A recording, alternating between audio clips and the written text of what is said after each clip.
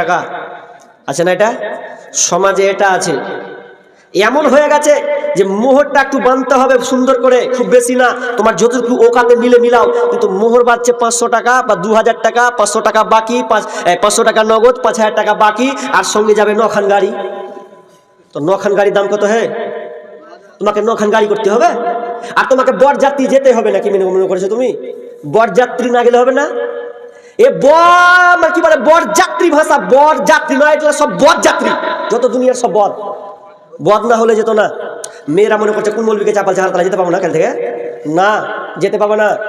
অনেক মেয়েকে যদি বলা হয়, স্বামী যদি বলে যেতে পাবি না, তোর ভাইয়ের বিয়ে বরযাত্রী আছে, বলছে তোমার দেখো তোমার কি করছি, যেতে না দাও তো, ভাইয়ের বিয়ে বরযাত্রী যাবো না মানে ও আর আপনাকে ভালো করে তরকারিও নিয়ে দেবে না যদি যেতে না দেন।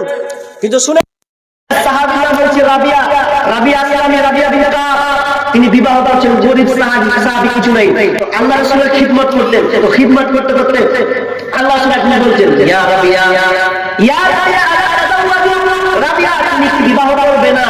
ফাকুলতু ইয়া রাসূলুল্লাহ লা তাহাক্কুকা আহাব্বু ইলাইয়া, ইয়া আল্লাহ রাসূল আমি বিয়ে করব না, আপনার খিদমত করে আমি আমার জীবনটাকে অতিবাহিত করে দেব, আমি সুযোগটা পেয়েছি আপনার খিদমত করে আমার দিনটা পার করে দেব। আবার আল্লাহ বলছে, ইয়া রাবিয়া বিয়ে করবে না? বলছে এবার বলছে বিয়ে তো করবো, বিয়েটা করবো তো বেটি কে দিবে, আর আমি একটা অত গরিব সাহাবী, তো আর আমি এমনিতে কালো, তো কালো সাহাবী বেটি ফেলে দিবে, কঠিন জ্বালা। অথচ রাবিয়া জীবনী দেখলে আপনার চোখ দিয়ে পানি ধরার কথা আছে, যদি আপনার ঈমান আছে। রাবিয়াকে খুঁজতে লাগলো, রাবিয়াটা কেমন সাহাবী ছিলেন? আল্লাহ রাসূলের খিদমতকারী, খিদমতকারী, তেমনি ভাবে রাবিয়া বিন কাব আল্লাহ রাসূলের বিয়ে আগে পর্যন্ত তিনি খুব খিদমত করেছেন। এই রাবিয়া এমন একজন গরিব সাহাবী, তিনি বিয়ের জিনিসটা করে মাথায় নিয়ে আসার চেষ্টা করতেন, তো করলেও বলতেন যে আমি বিয়ে করবো তো মেয়ে কে দেবে, আমার তো বাড়ি ঘর ঠিক নাই। আল্লাহ রাসূল দেখেন কেমন সাহাবী ছিলেন। একদিন রাবিয়া আল্লাহ রাসূলের খিদমত করার জন্য আপনার কিনা খাটের তলে মাত্র শুয়ে গেছে, রাত গভীর হবে, রাবিয়া কেন ভিড়লো? আল্লাহ রাসূল রাতে উঠবে, মোটাটা আগিয়ে দেবো, বদনা আগিয়ে দেবো, আর ওইটা যে আল্লাহ রাসূল সুযোগ করবে, এই জন্য আমি আপনাকে খিদমত করার জন্য আর বাড়ি গেলাম না। আল্লাহ রাসূল গভীর রাতের 1টা সময় যখন উঠছেন তাহাজ্জুদের সালাত আদায় করার জন্য, এমন সময় যখন তিনি লোটাটাকে ধরবেন, এমন সময় রাবিয়া সঙ্গে সঙ্গে উঠে আল্লাহ রাসূলকে লোটাতে পানি আনিয়ে দিলেন। আল্লাহ রাসূল দেখে এতটা খুশি হয়ে গেলেন, আরে রাবিয়া তুমি কি বাড়ি যাওনি? তো রাবিয়া সঙ্গে সঙ্গে বলছেন, ইয়া রাসূলুল্লাহ আমি কি করব বাড়ি গিয়ে আপনার খেদমত করার জন্য, আজকে আমি বাড়ি যাইনি। সঙ্গে সঙ্গে আল্লাহ রাসূলের এই কথা শুনে এত ভালো লেগেছে, আমি বলছি রাবিয়া রে তোমার কথাটা শুনে আমাকে খুবই ভালো লাগলো, রাবিয়া তুমি আমার কাছে যাও, আর কিছুদিন যাও চাইবে রাবিয়া, আমি আল্লাহ রাসূল তোমাকে তাই দেব, কি চাও বলো। দেখেন তো অফারটা কত বড় অফার, বিশ্বনবী অফার দিচ্ছেন রাবিয়াকে, রাবিয়া আজকের মুহূর্তে তুমি যেটা চাইবে সেটাই তুমি পাবে। রাবিয়া ভাবলো না, ভাবতে না ভাবতে ছাত্রে বলে দিয়েছেন, ইয়া রাসূলুল্লাহ আমি আপনার সঙ্গে জান্নাতে থাকতে চাই, আপনার সঙ্গে আমি জান্নাতে থাকতে চাই। আল্লাহ রাসূল বলতে, রাবিয়া এটা বাদ দিয়ে অন্য কিছু চাও না, এটা তো খুব দামি জিনিস ছেড়ে তুমি অন্য কিছু চাও। আল্লাহ রাসূল বলছেন না, আল্লাহ রাসূল বলছেন রাবিয়া এটা কে ভাবলো, এই জান্নাতের কথাটা কে ভাবলো তোমাকে? রাবিয়া বলছেন, ইয়া রাসূলুল্লাহ ভাবলাম আমি গরিব হতে পারি, আমি এই মুহূর্তে চাইতাম বাড়ি, কারণ আমার সুন্দর বাড়ি নাই, সুন্দর জায়গা নাই, সুন্দর পোশাক আমার নাই, 3 বেলা খেতে পাই না। আল্লাহ রাসূল আমি তো চাইতাম পারতাম বাড়ি, আমাকে আল্লাহ রাসূল আমাকে সুন্দর একটা বাড়ি দেন, সুন্দর একটা জায়গা দেন, 3 বেলা খাবার খেতে পাবো, এরকম ব্যবস্থা করে দেন, কিন্তু আমি এগুলো চাইলাম না, আমার প্রয়োজন থাকার পর আমি চাইলাম না। আমি মনে মনে ভাবলাম এগুলো চাইতে কিছুদিন পর দেখলাম আবার শেষ হয়ে যাবে, এটা তো ক্ষণস্থায়ী নয়, তো আমি এমন একটা জিনিস চাইবো এই যাওয়াটা কোনো দিন হাত ছাড়া হবে না। আমিও তাই চাইলাম, ইয়া রাসূলুল্লাহ আমি ভেবে নিলাম আমি আপনার সঙ্গে জান্নাতে থাকতে চাই। অথচ গরিব সাহাবী হওয়ার পরেও জান্নাত চাই। আল্লাহ রাসূল বলেন, ইয়া রাবিয়া তুমি আমার সঙ্গে জান্নাতে থাকতে চাও, তাহলে একটা শর্ত, তোমাকে বেশি করে সিজদা করতে হবে, তোমাকে বেশি করে সিজদা করতে হবে। যদি বেশি করে আল্লাহর কাছে সিজদা করো, তাহলে তুমি আমার সঙ্গে জান্নাতে থাকবে। এই হাদিসটা কোন জায়গায় বেশি বলি জানেন? পীরপন্থী এলাকায় বেশি বলি, দক্ষিণ দিনাজপুরে আছে, তো ওদিকে যখন টাচ মারিয়ে যে রাবিয়া একজন সাহাবী, দামি সাহাবী, এরপরে আমরা শুনে জান্নাতে থাকতে চাইছে, তো বলছে জান্নাত সহজ নয়, জান্নাতে থাকতে হলে কি করতে হবে? বেশি বেশি সেজদা দিতে হবে, তাহলে তুমি আমার সঙ্গে জান্নাত থাকবে। সঙ্গে সঙ্গে বলতে পারো ঠিক আছে জান্নাত থাকবে, শর্ত পাচ্ছেন বেশি বেশি করে সেজদা করো। আর ওদিকে লোক বলছে যে পীর পীর দাঁড়িয়ে আছে, মানে পীরকে একবার ধরে নাও, পীরের কাছে পীরের সহবত হয়ে যাও, তুমি জান্নাতে ঢুকে যাবে। আবার কি বলে যে নামাজ রোজা লাগবে না, একবার টাচ মারো, মেরে জায়গায় আছে ভুল বাজে করাই, ওরা একটা কথা বলে যে এখানে যদি আসো একবার পা ফেলে দাও, নামাজ রোজা কিছু লাগবে না। রাসূল কি বললেন? বেশি বেশি করে নামাজ সেজদা চাই, নামাজে তো নামাজে বেশি বেশি সেজদা আছে, সেজদা নামাজ পড়লে না সেজদা পাবে। তো ও পীররা ওই সবত যারা আছে তারা তার বিরুদ্ধে বলে খবরটা তোমরা এখানে এসেছো মানে তোমাদের নামাজ লাগবে না, তোমরা সরাসরি জান্নাতে চলে যাবে।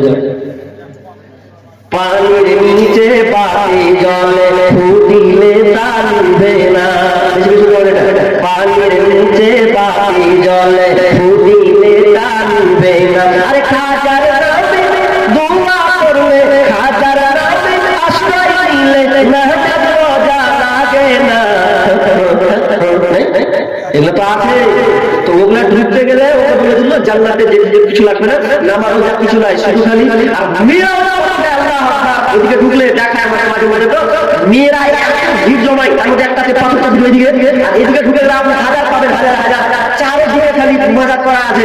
যারা বক্ত আমার সূর্যের নামাজ দাওয়াত দিতে পারে ওইদিকে আমার দাওয়াত আমার বেরিলরা পর্যন্ত নাই, বেরিলরা তো এগুলো মাঝে মাঝে মানে নয়, ওগুলো নাই পাশে আছে অনেকগুলা। তোমরা আর যা দেখছি মেয়েরা পর্যন্ত পীরকে শক্ত করে ধরে, পীরকে শক্ত করে ধরে কেমন করে ধরে, এইভাবে ধরে নিয়ে স্লোগান মারবে, আমি তোমায় ভালোবাসি গো বাবা, আমি তোমায় ভালোবাসি, তোমার চরণ চুমিতে বাবা তোমার কাছে আসি, আমি তোমায় ভালোবাসি গো বাবা, আমি তোমায় ভালোবাসি।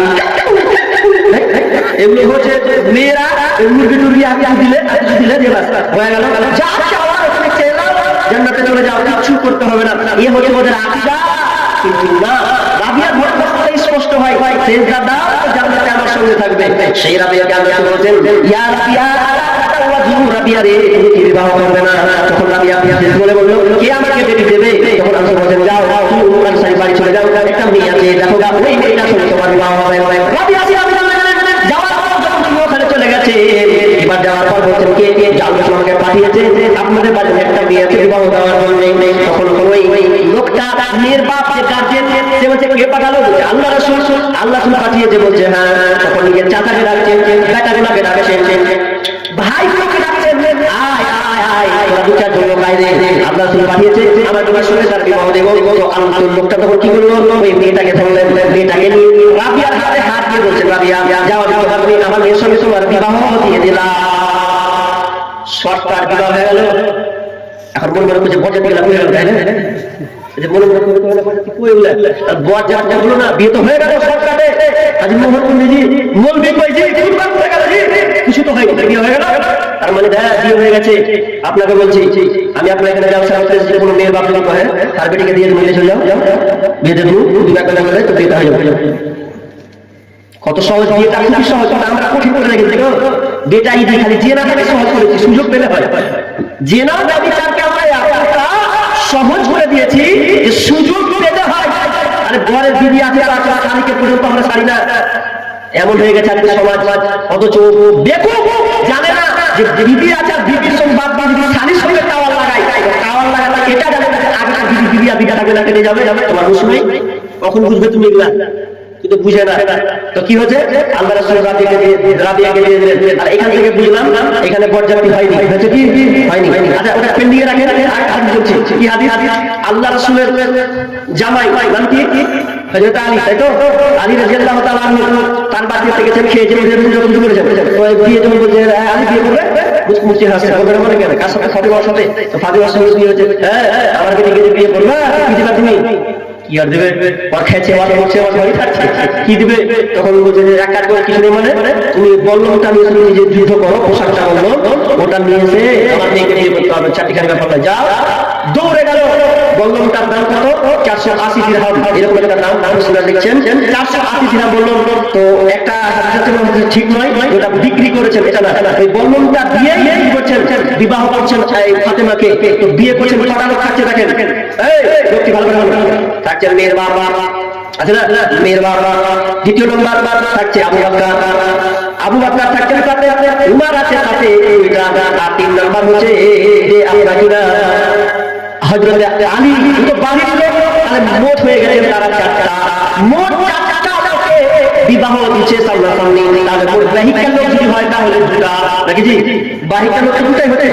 ঘরের লোককে আমরা শুনলো আর যার যার দিচ্ছে মই আপনারা ও তো ঘরের লোক। তাহলে মোট 4টা থেকে 5টা লোক আছে। ওই 4টা থেকে 5টা লোক দিয়ে মোহর দিয়ে কি করছে? বল্লমটা নিয়ে এসো, যে বিয়ে করো। মানে বল্লম তার মানে কি? মোহরটা অনিবার্য একদম দিতে হবে। মোহর বাকি হোক আর নগদ হোক, দুটো নির্ধারণ করতে হবে। ওটা বলছি আপনাকে, আর যেটা পেছনে আছে। তাহলে আপনাকে মোহর নির্ধারণ করতে হবে। বরযাত্রী এগুলো বন্ধ করতে হবে। সমাজে বরযাত্রী বন্ধ হবে হবে ইনশাআল্লাহ। ইনশাআল্লাহ বন্ধ করতে হবে। দরকার নাই দরকারে খাতিরে 8-10টা লোকজন একটা গাড়ি নিয়ে যান, মুহূর্তটাকে খুব সুন্দর করে বেঁধে দেন। আর 9খান গাড়ি বাড়তেন গরিবের টাকা পাইনি করে মানে ফ্লেভার খেতে বাড়াই। তবু যখন বিয়ে করতে যাচ্ছে ওর ডেকোরেশন করে গাড়িতে সাজাচ্ছে 2,000-3,000 টাকা সাজাচ্ছে, 3,000 টাকা দিয়ে সাজাচ্ছে। ন্যাংটা তো ন্যাংটাই, বাবা লাগা যাবে ক্যামেরা তুল। দোকান উল্টা করে বলছে ক্যামেরা তুল, কত যাবো শ্বশুর বাড়ি পুলিশ করছে এইদিকে লাগা দিয়ে সব ক্যামেরা তুল।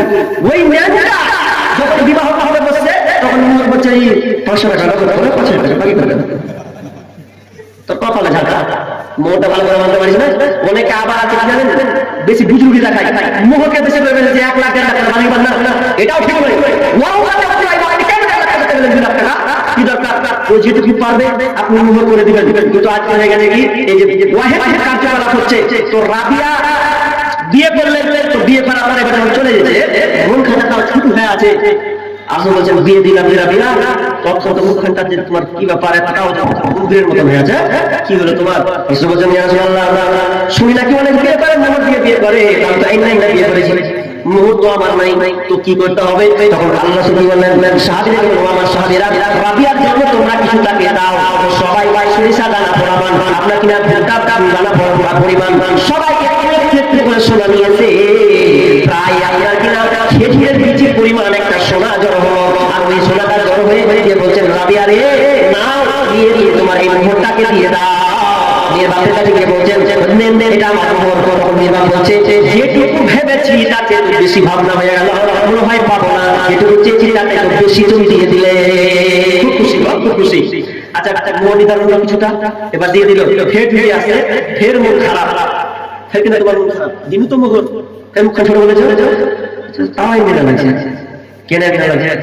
বলছে অলিমারি হয়নি, সব অলিমা দিয়ে বিয়ে করছেন, আমারটা অলিমা দিয়ে হবে না?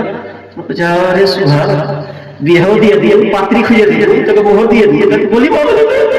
ঠিক আছে অলিমা ঠিক করতে হবে, যাও ঘুরে ঢুকে দেখো তো কোনো আটা আছে কিনা। ওরকম করে মানে প্রায় 10 কিলো একটি আটা নিয়েছে হাজির হলো। আর একজন সাহাবী একটা বকরি জবাই করে দিয়ে মাংস কিছুটা টুকরো করা হলো। এবার বলা হলো তুমি এই কটা লোক যে আছে লোকটাকে তুমি খাইয়ে দাও। খুব ধুমধাম খাওয়া দাওয়া হলো, কি হলো না? শর্টকাটে আপনি বিয়েটা করবেন। কিন্তু আজকে আমাদের কি হয়ে গেছে, বিয়ে তো দিয়েছে টাকা বেশি, আবার যৌতুক নিয়ে বিয়ে হচ্ছে, হয় কি হয় না? আবার যে বিয়ের প্রস্তাব পায় ও আজই টেনশনে ঘুরে। কথাটা বুঝতে পারেননি? মানে যার বাড়িতে বিয়ের প্রস্তাব দেখা যায় আমার টাকার বিয়ে আছে অমুক দিন, তো অমুক তারিখ করে আসবে, তার আগে টেনশন শুরু হয়ে যায়। কেন? যদি সপ্তাহে 2-4টা বিয়ের প্রস্তাব আছে বা মানে বিবর্তন আছে, 3টা মাথা চুলে গেছে, কষ্ট কষ্ট ঠিক আছে পড়লো এমনি টেনশন হয়ে যায়। কেন? যে বিয়ে বাড়ি গেলে আগে ভাবতে হবে। আমরা নতুন সিস্টেম হয়েছে, আপনি এদিকে আছে কিনা জানেন? নতুন সিস্টেম কি জানেন? মানে প্যান্ডেল করে দিয়েছে। তো কিছু বলুন। আচ্ছা হবে, চলে এসেছে শেষের দিকে। আচ্ছা আচ্ছা ঠিক মাথায় রাখছি ইনশাআল্লাহ। আচ্ছা তো কি বললাম, কি যেন বলছিলাম, যে এখনকার বর্তমানে যে প্যান্ডেল গুলো হচ্ছে, আপনি এদিকে ওদিকে হ্যাঁ বলবেন, দুটোর মধ্যে একটা হবে প্যান্ডেল, একদিকে ঢুকারে দিতে পারা, যেখানে দিয়ে বাহার আছে ওখানে টেবিল পাড়া আছে, আপনার এদিকে আছে এখনো নেই ভাই। আরেকটা দেখলাম বাংলাদেশে, তো ওটা আবার খাওয়ার আগে পয়সা নিচ্ছে।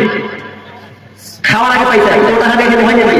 আমাদের এইদিকে কি আছে কথা নতুন উঠেছে, এদিকটা ঢেকে ওদিক দিয়ে বাহারাটা আপনার যাওয়ার চ্যান্স নেই, কি নাই? এখন যদি আপনি বস খেয়ে ওই গেট দিয়ে বাহারা যে বসে আছে কি খুঁটবে মাল ঝাড়ো আগে বসা ওই লওয়ার জন্য বসা আছে, তখন আপনি তখন মনে মনে করছে ওরে সুবহানাল্লাহ একলাই তো এনে দিয়ে দিতে আপনি দিব কত টাকা? 500 টাকা যদি না দিতে তো মান সম্মান থাকে না, নাম ফেল লিখছে নাম লেখা দিলে উমুক সর্দার উমুক মেম্বার পার্টি তো 500 টাকা লিখছে, আর আপনি যে খেতে বসেছেন তখনই আপনার মাথা খারাপ বসে কান ছিল ছিটে পানা হাত ধরতে বসে দিয়ে 500 টাকা নেবে, এদিকে ভেজা সব দিকে ঝামেলা, খেয়েও আমার শান্তি নেই।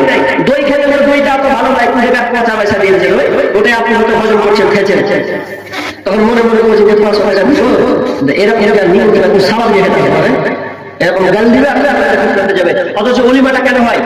দুজনের সম্পর্ক বৈবাহিক সম্পর্ক যেন সুন্দর হয়, এই জন্য অলিমাটা আসবে, মানুষ দোয়া দেবে বারাকাল্লাহু লাকা ওয়া বারাকা আলাইকা ওয়া জামা বাইনাহুমা ফি খায়র, এই দোয়াটা দিবে।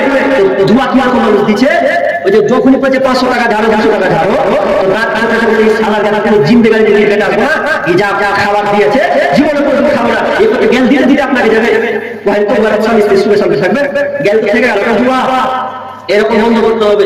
বলে দিবেন যে যখন খেতে আসবেন আপনি 50টা লোককে খাওয়াতে পারবেন তো 50টা লোককে ইনভাইট করবেন, কোনো 1 টাকা দিবেন না যদি আপনি সংসারে শান্তি করতে চান। অথচ সমাজে দেখেন গিফট টাকা পয়সা গাড়ি অনেক কিছু আমরা দিচ্ছি না, যদি গরিব হয় পাশে এসে পাশে দাঁড়ানো একটা ভিন্ন বিষয়, কিন্তু ওই দিন এসে আপনাকে টাকা নিতে হবে। আর আপনি কত ছোট লোক আছে হিসাব করেন, জীবনে কোনোদিন ছোট লোকের কিরাম দেখাবেন না যে আমি ছোট লোক হয় 50টা লোককে পারবো 50 লোককে খাওয়াবো, আপনি 1000 লোককে পারবো 1000 লোককে খাওয়ান বলিমা এর সিস্টেম করতে হবে, তাহলে চলবে না। কি বললাম? মোহরের কথা বলছিলাম, 12টা বাজতে এলো, অনেক মোহরের ব্যাপারে অনেক আলোচনা আছে, বাকি তো মোহর দেওয়া যায়, 2টা দলিল বড় বড় করে দলিল আছে ইনশাআল্লাহ। আমি বলতে চাচ্ছি যারা মোহর এখন দেননি বাপজি কানে শুনছেন, মা শুনছেন যে আপনার স্বামী মোহর দেয়নি, যদি আপনার ইচ্ছা আছে না মোহরটা নিব তাহলে আপনার স্বামীকে বলে দিয়ে স্বামীজি তুমি শেষ পর্যায়ে এসেছো মোহরটা সোজা করে দাও, মোহরটা সোজা করে দাও। একজনা জানেন মোহর এই আলোচনা শুনেছে তো বাড়ি স্বামীকে বলছে হাজি তুমি যে হাত থেকে বিয়ে করে দেয় তুমি বয়স হয়ে গেলে মোহরের কোনো নাম গন্ধ নেই যে তুমি মোহরটা দিবা না, তখন হোম বড় কি হয়েছে শুয়া আছে বুঝতে পারে না, মরবে কি আল্লাহ কবরে ঢুকে একবার এই থাম থাম দিব কে করে বলছিস থাম দিব থাম থাম থাম থাম, মানে এর বলে আমরা সান্ত্বনা দিছে। আচ্ছা এরপর যদি মরে যাওয়া হালাত কি হবে? অনেকে বার করে তাকে ছাড় যায় ছাড়ান নাই, কিন্তু এটা কোন হবে না হবে আল্লাহ ভালো জানে, বলতে পারবো না। যারা এখন মোহর দেন স্বামী স্ত্রীকে খুশি করে মোহরটা দেন, আর যদি আপনার বিয়ে বলে না স্বামী লাগবে না মাফ করে দিলাম মন থেকে দিল থেকে, তাহলে আপনি আনন্দ চিত্তে আপনি খান, কোনো অসুবিধা নাই। মোহর বাকিতে দেওয়া যায় এটা বলছি ইনশাআল্লাহ বলবো, তবে ধৈর্য ধরে। কথাটা হলো এটা কিসের জালসা বলবেন তো? মসজিদের জালসা। যে কয়টা লোক আছেন হোমের কি হবে না আল্লাহ দেখা যাক, আপনাদের ইমানি জজবা কতটুকু আছে। গোলগালা কোন দিকে আছে? খালাগুলা আর বাম দিকে, আর বাম দিকে আছে কতটি আছে তাও জানি না, বুঝবো তখনই। নেই একটাও সুবহানাল্লাহ সহ্য হয় পালিয়ে গেছে এদিকে না দুটো মাশাআল্লাহ বাংলা ডিস্ট্রিক্ট ক্লাস ও আচ্ছা কোথায় জালসা ওরে সুবহানাল্লাহ এরকম করে বলে কিছু পিছিয়ে আছে বলির জালসা হয়েছে, আচ্ছা দেখলেন যে জালসা আছে পিছিয়ে দিছেন নাকি আবার লেগে হয়নি কেমন হলো আমরা কি বলছি বন্ধ হয়েছিল আপনি বলে ওটা নেই খাতা নেতা করব না দোস্ত আমার নাইট জালসা তো জায়গা নাইট জালসা ভাবছে সব নাইট জালসা ভাবছে নাকি কেমন কেমন করেছেন ভাই? আরে জায়গা যা হয়েছে মা বাবা যারা বাড়িতে আছে একটা লোক আছেন আল্লাহ রাস্তায় যারা সামনে আছেন দিব আপনাদের মসজিদ জুমার মসজিদ যেটা হলো আশ্চর্য লাগছে, এর চেয়ে তার লজ্জার বিষয় কি আছে?